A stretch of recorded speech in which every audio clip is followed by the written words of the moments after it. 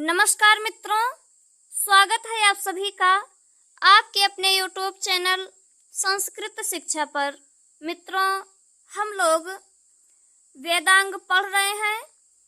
जैसा कि हम लोग जानते हैं, वेदांगों की संख्या 6 है, तो इसमें निरुक्त वेदांग पढ़ रहे हैं। तो इसे देखते हैं। निघंटु, निरुक्त वेदांग में जो निघंटु है इसके बारे में देखते हैं। निघंटु वैदिक शब्दकोश है। निघंटु जो है यह वैदिक शब्दकोश है। यास्ककृत निरुक्त इसी पर आश्रित है। यानी कि जो ये निघंटु है यह वैदिक शब्दकोश है और यास्क ने जो निरुक्त की रचना की है, यास्ककृत जो निरुक्त है, यह निरुक्त इसी निघंटु पर ही आश्रित है।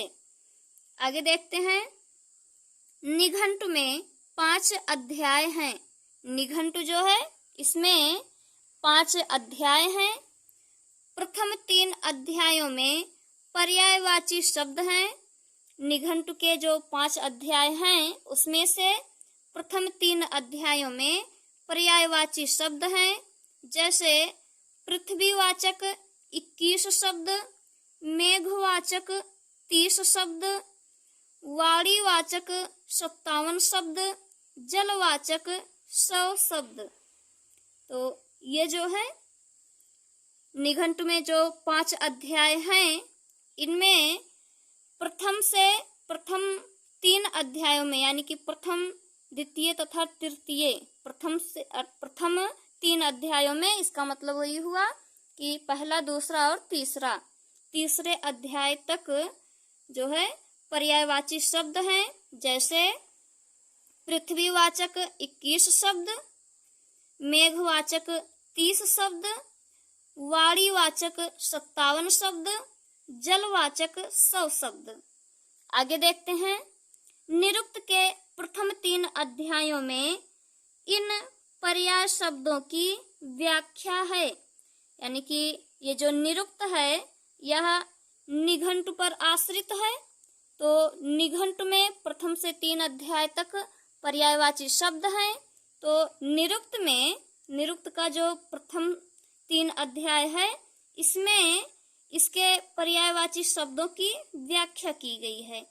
निरुक्त के प्रथम 3 अध्यायों में इन पर्याय शब्दों की व्याख्या है। पर्याय शब्दों यानी कि जो पर्यायवाची शब्द हैं, निघंटु के जो पर्यायवाची शब्द हैं उनकी व्याख्या निरुक्त के प्रथम 3 अध्यायों में किया गया है। अतः इन 3 अध्यायों को नैघंटुक कांड कहते हैं। अतः इन 3 अध्यायों को नैघंटुक कांड कहते हैं। यानी कि निरुक्त में निघंटु के प्रथम 3 अध्याय में जो पर्यायवाची शब्द हैं उनकी व्याख्या किया गया है। इसीलिए निरुक्त के इन 3 अध्यायों को नैघंटुक कांड कहते हैं। निघंटु के चतुर्थ अध्याय में कठिन और अस्पष्ट वैदिक शब्द हैं। निघंटु के चतुर्थ अध्याय में कठिन और अस्पष्ट वैदिक शब्द हैं। इन शब्दों की व्याख्या और स्पष्टीकरण निरुक्त के 4 से 6 अध्यायों में है।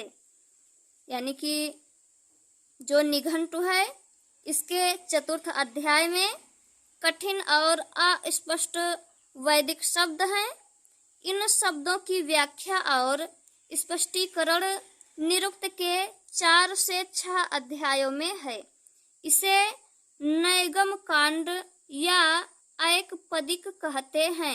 यानी कि निरुक्त के जो 4 से 6 अध्याय हैं जिसमें निघंटु के कठिन और अस्पष्ट शब्दों की व्याख्या की गई है, व्याख्या और स्पष्टीकरण किया गया है, उस अध्याय को, निरुक्त के इस अध्याय को, 4 से 6 अध्याय को नैगम कांड या ऐकपदिक कहते हैं।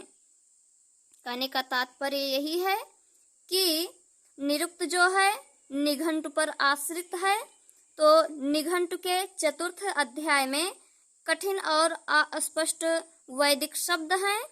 निरुक्त जो है इसके चारफेच्छा अध्याय में निघंटु के कठिन और अस्पष्ट शब्दों की व्याख्या और स्पष्टीकरण करता है।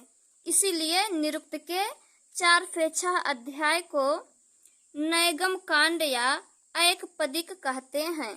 आगे देखते हैं। निघंटु के पंचम अध्याय में देवतावाचक शब्द हैं। निघंटु के पंचम अध्याय में देवतावाचक शब्द हैं। इनकी व्याख्या निरुक्त के 7 से 12 अध्यायों में है। इसे दैवत कांड कहते हैं। यानी कि जो निघंटु है इसके 5वें अध्याय में देवतावाचक शब्द हैं और इस देवतावाचक जो शब्द हैं इसकी व्याख्या निरुक्त के 7 से 12 अध्यायों में है। इसीलिए इसे यानी कि निरुक्त के 7 से 12 अध्याय को दैवत कांड कहते हैं। इसमें पृथ्वी, अंतरिक्ष एवं दिवलोक के देवताओं के विषय में विवेचन है। इसमें यानी कि निरुक्त का जो 7 से 12 अध्याय हैं जिन्हें दैवत कांड कहते हैं, इस दैवत कांड में पृथ्वी, अंतरिक्ष एवं दिवलोक के देवताओं के विषय में विवेचन है। इसका एक परिशिष्ट भी 13वें अध्याय के नाम से उपलब्ध है। इसका एक परिशिष्ट भी 13वें अध्याय के नाम से उपलब्ध है। यानी कि ये जो निरुक्त है इसका 13वां अध्याय जो है एक परिशिष्ट के रूप में उपलब्ध है। इसमें अक्षर, सोम, जात, वेदस आदि का वर्णन है।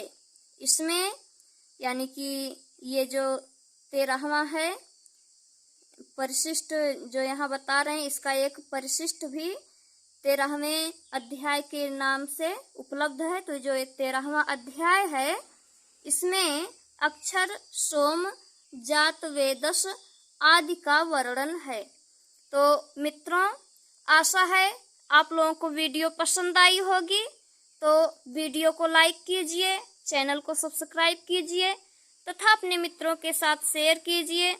और वीडियो में यदि कुछ कमी दिखे तो उसे कमेंट बॉक्स में कहिए, जिससे इससे भी अच्छी वीडियो लेकर हम आ सकें।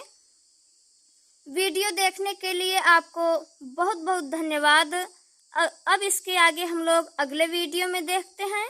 मिलते हैं अगले वीडियो में, तब तक के लिए नमस्कार।